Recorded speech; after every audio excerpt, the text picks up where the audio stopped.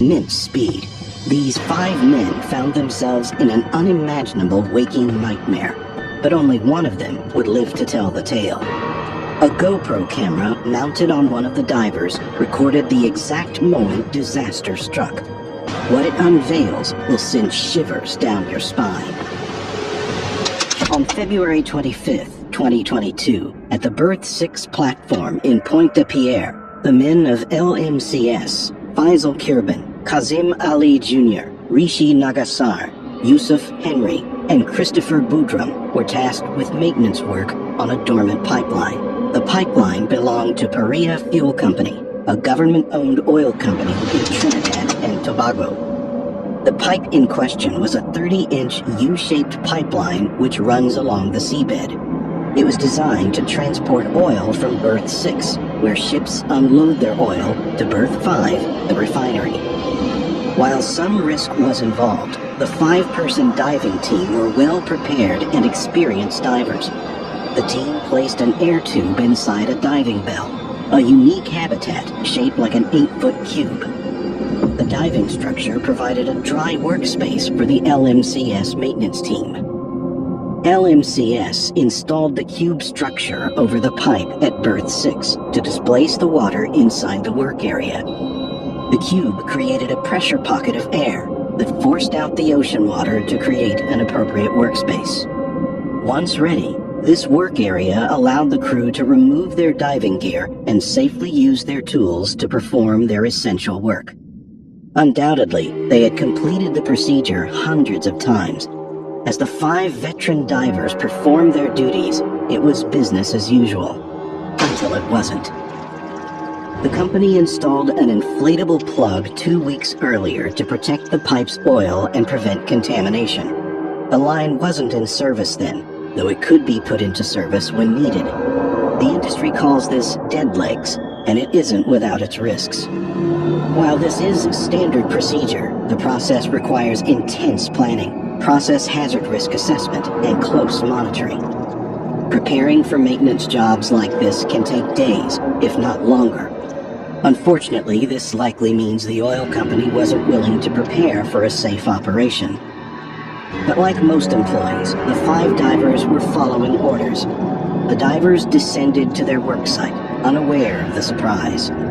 As it turns out, inflatable plugs like this are pressurized, holding back the high-pressure air in the diving bell and the low-pressure air in the pipe itself. These events created the formula for disaster. Once Ali Jr. handed a wrench to his crewmates in the diving bell, they began loosening the valve to release the plug. The 5 divers had no warning. As soon as they released the plug, the pressure difference turned the inside of the pipe into a relentless vortex, ruthlessly sucking in air, water, people, and equipment into its depths. The power of the suction was too strong, and a torrent of water surged into the diving bell, turning their sanctuary into a death trap. The sudden influx of water and pressure differential unleashed a force that yanked the men and their tools into the narrow pipeline. In the blink of an eye, they found themselves hurtling violently through a whirlpool of water and oil for an agonizing 90 seconds, fighting for oxygen. Suddenly, they came to a stop. They gathered themselves and assessed their positions in the pipe, realizing the gravity of their situation. They discovered that the violent tornado of water, air, and oil left them settled somewhere in the line where an air pocket allowed them to breathe. The sole survivor, Christopher Boudram, vividly recounts how it went down. Tornado, everything just spinning and beating you up, and it happened so fast, I couldn't react. The only thing I remember able to do was cover my head, like in the fetal position. After that, all I remember, I didn't even remember actually getting pulled in the pipe. I just remember getting pulled through the pipe at unbelievable speeds. I can hold my breath no longer, but throat. And you're holding your breath for too long, after a while, your body, your lungs just fight. Your airways close, you just hear noise.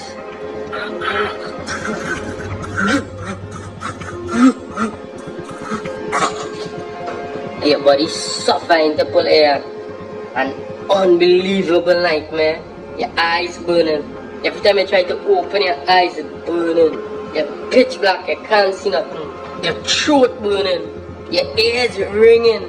Your body sore. And at that point, I tell myself I was gonna dead. Their struggle for survival was only beginning.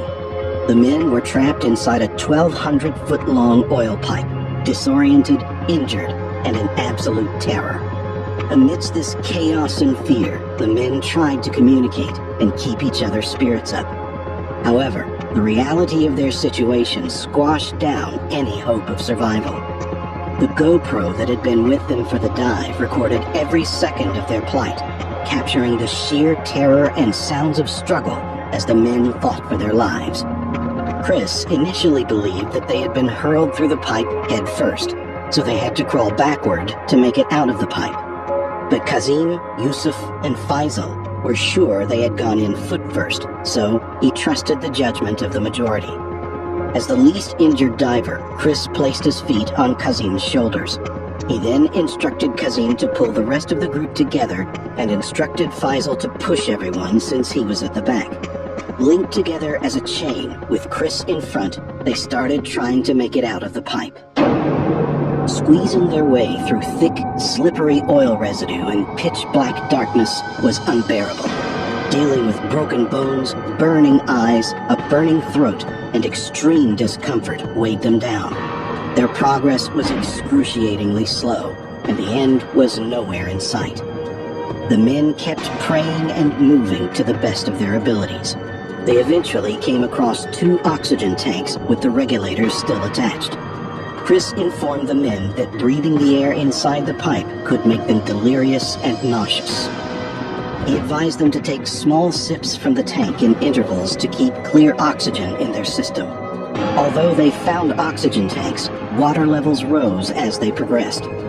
Christopher noticed that some group members struggled to breathe and suffered various injuries. Others were blocked and unable to move. He decided to check how much the water would rise if they continued. As he moved forward, Chris came to a horrifying discovery. The next segment of the pipe was entirely underwater, and with just 2 oxygen tanks for 5 individuals, it wasn't safe to proceed any further. Knowing this, Chris had to make the hardest decision of his life. He had to continue alone to get help for everyone. Chris prepared himself to tell the others. After explaining the situation to them, they agreed it was their only chance and gave Chris one of the oxygen tanks. Chris promised that he would get help and come back for them, and left. Still not entirely sure if he was going in the right direction and how much air he had left in the tank, he swam through the submerged section with the tank in front of him, hoping he would find another air pocket soon. The entire pipe had flooded sections, and some contained air pockets. After fighting to make his way underwater, he realized his oxygen was running out, based on his air quality. With his diving instincts in overdrive, he breathed the last air in his tank. As if fate intervened, his tank collided with another metal object before him. It was another oxygen tank. He quickly tried to find the new tank's regulator. After scrambling in pitch black, he finally found it, but the regulator had no mouthpiece, so he pushed the whole thing in his mouth. His mouth was covered in oily sludge. He managed to take a relieved breath from the tank. He knew he couldn't stop and continued with all his strength, uncertain how long he could survive. As he clambered through the pipe, he finally entered another air pocket. Yet, instinctively, he knew his only escape was returning to the riser. Unfortunately, this section of the pipe was half full of water. He found another air tank and reached the last flooded section before the riser. At this time, he heard Faisal calling out his name. He had been following Chris. He asked Chris to wait before he entered the last flooded section, but Chris told him he couldn't wait any longer. They had been in the pipe too long, and that their time was running out. He continued until he found the bend in the pipe that he hoped would lead to salvation. After what seemed like hours, this next decision would decide his fate. This was the moment of truth. Either this was Berth 5, which was sealed off by a plug, or this was Berth 6, where they came from. As he made up his mind for the third time to die, with one last push of determination, he kicked off towards the riser. As Chris continued to swim, he realized how tired he was, but he was determined to make it out and save his crew. Chris eventually reached the top of the pipe. Though he survived the ordeal, it wasn't over yet. As Christopher recounted the situation to the medical care staff, he recounted as many details as possible about the men and their position. Unfortunately, the rest of the LMCS team couldn't believe Christopher's story. The company assumed that the pipeline was full of oil, and that any oxygen tanks they had would only give them an hour of air each. Rescue divers from the LMCS team dove down and knocked on the pipe, trying to find where the men were. They received the satisfying sounds of someone knocking back, undoubtedly providing the trapped men hope. But the LMCS team had yet to find a way to get them out. As the hours ticked by, the 4 injured divers suffered through their injuries, dealing with dwindling air, a curtain of suffocating oil fumes, rising seawater, and carbon dioxide. Though it seemed that Pariah Trading Company and LMCS would initially save the 4 men, the rescue never came. The company pulled the 4 remaining bodies days after the incident began. They performed autopsies, but no one could agree. Show me how you do it. Do it. I'ma make you do it. Do it. Crazy. Yeah. Do it. Do it. Yeah. Show me how you do it. Do it. Show me how you do it. Do it. Do it. Yo. Straight to the progress. You know that it's on. We gon' get it lit by the end of this song. Sipping that bottle, then passing Patron. After this night, they be carrying me home. Cause we gon' take off, I'm in my zone. If she a dope, she gon' follow that bone. I'ma beat it up, don't be hitting my phone.